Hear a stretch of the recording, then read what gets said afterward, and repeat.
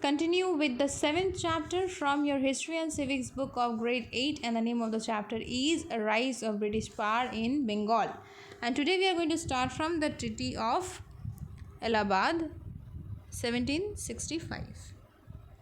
So in 1765, Robert Clive signed a Treaty of Allahabad with Sujauddaulah and Shah Alam II. Okay, what was there in the treaty which was signed between these three persons? Awadh was returned to Sujauddaulah. However, the two districts of Kora and Allahabad were taken away from the Nawab. The Nawab of Awadh had to pay a war, you can say for the war, they had to pay a compensation of 50 lakh rupees.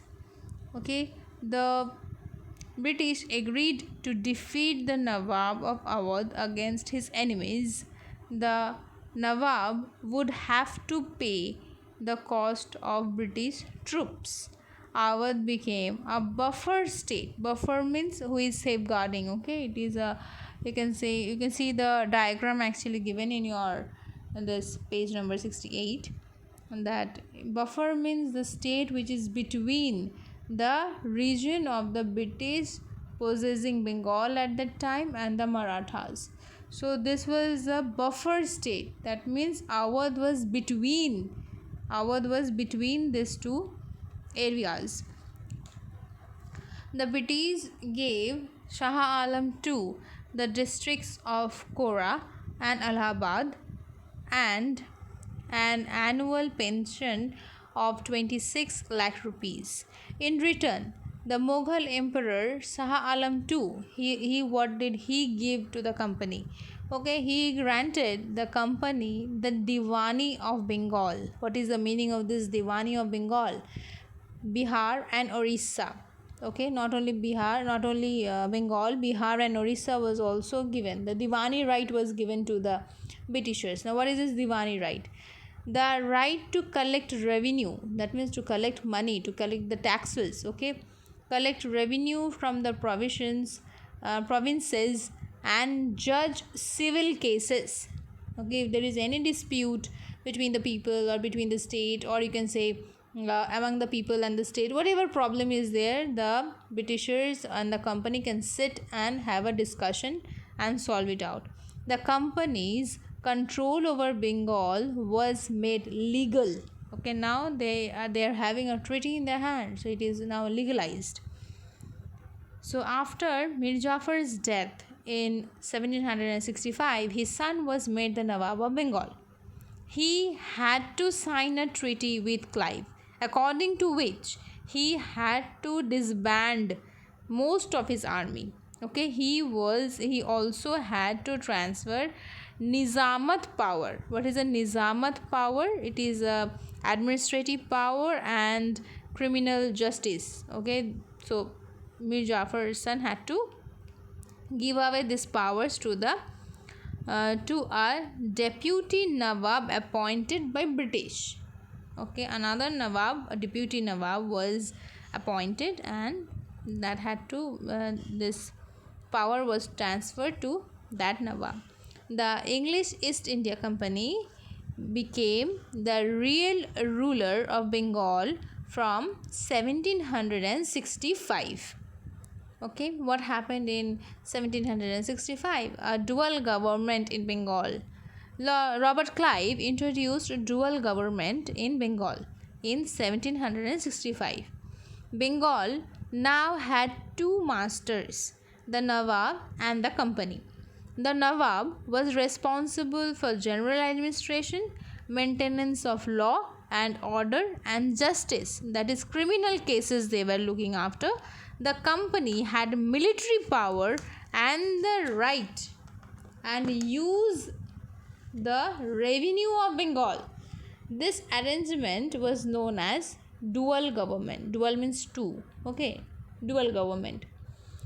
The company enjoyed power without responsibility, and the Nawab, on the other hand, was burdened with the responsibility of administration without the resources necessary for running it efficiently. That is, we can say that the company, East India Company, English East India Company, was having the power without any responsibility, and the Nawabs were having the responsibilities without any power and resource.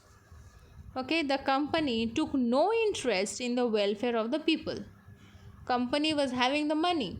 They were collecting the money from, they were collecting the revenue, but they were having no interest in the welfare of the people. Whereas at that moment there was a famine struck in Bengal. 1/3 of the population died at that moment.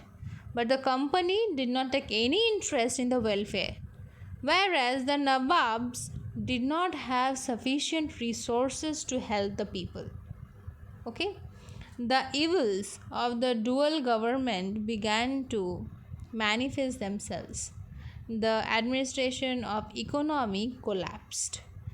Suddenly, if there is a famine, there will be no agricultural development. The population, 1/3 of the population have expired. So, automatically the economical condition collapsed. In 1772, the Court of Directors of the company appointed Warren Hastings as Governor of Bengal. In 1773, by the Regulation Act, he was made the Governor General of British territories in India. Okay, so Warren Hastings is becoming first in 1722. He is first coming to West Bengal and he is becoming the governor.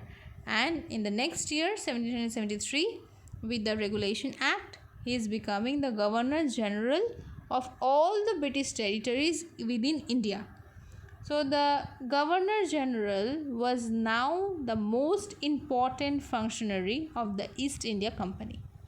So as he got the power, the first thing he did is Warren Hastings abolished the dual government. Okay, so end of dual government in 1772.